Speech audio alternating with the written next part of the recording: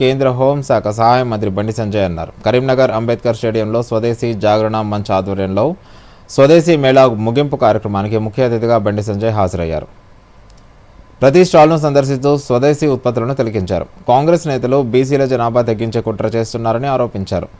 స్వదేశీ మేళా తెలంగాణ రాష్ట్ర కన్వీనర్ హరీష్ బాబు దూరదర్శన్తో మాట్లాడుతూ తెలంగాణ, ఆంధ్రప్రదేశ్, కేరళ, కర్ణాటక రాష్ట్రాల నుంచి 240 స్టాల్స్ ఏర్పాట్లు చేసినట్లు తెలిపారు.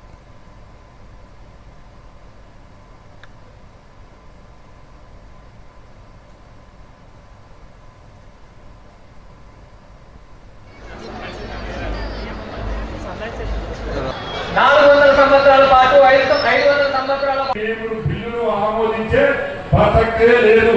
మీరు 10% రిజర్వేషన్ బిల్లును 10% ముస్లింలను బీసీగా గుర్తించడాన్ని పక్కకు పెట్టి పక్కా బీసీలను, ఒరిజినల్ బీసీలను 48% రిజర్వేషన్ బిల్లును పంపిస్తే దానికి పక్కా కేంద్ర ప్రభుత్వం ఆమోదించని ఇలా నిర్మోహమాటం చెప్పినాం. ఎలాంటి మొహమాటం లేదు. మేము ధర్మానికి భారతీయ జనతా పార్టీ మత ప్రాతిపదికన అన్నిటికీ వ్యతిరేకం. మేము ధర్మం కోసం పనిచేస్తాం. ఈ సనాతన ధర్మం కోసం పనిచేస్తాం. ఈ సనాతన ధర్మాన్ని రక్షిస్తాం. ఈ హిందూ సమాజం సంఘటన కోసం పనిచేస్తాం.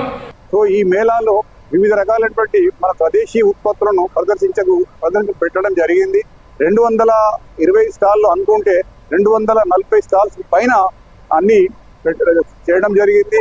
పిల్లలు ఏవైతే ఆవిష్కృతం చేసినటువంటి ఇన్నోవేషన్స్ అన్నింటినీ కూడా, సాంకేతిక విజ్ఞానాన్ని కూడా, మిగతా స్కూల్స్ అన్ని కూడా ప్రదర్శనకు ఇందులో పెట్టడం జరిగింది.